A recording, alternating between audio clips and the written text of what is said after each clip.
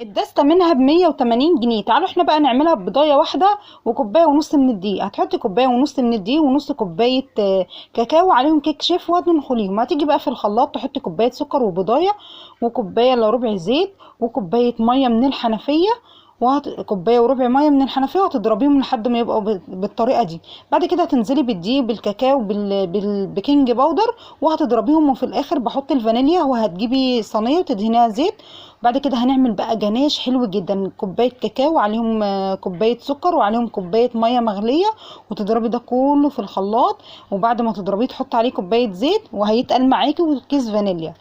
بعد ما خلاص الكيكه طلعت ما شاء الله شايفين عامله ازاي، قلبتها بقى على ظهرها وكان عندي كريم شانتيه جلستها كده بالطريقه اللي انتوا شايفينها دي، وادي الجناش اللي احنا عاملينه وشويه كريسبي كده من فوق. وقطعيها بقى التقطيع اللي انت تحبيه. شايفين ما شاء الله حلوه جدا وهشه، وما تشتريهاش من المحلات واعمليها في البيت.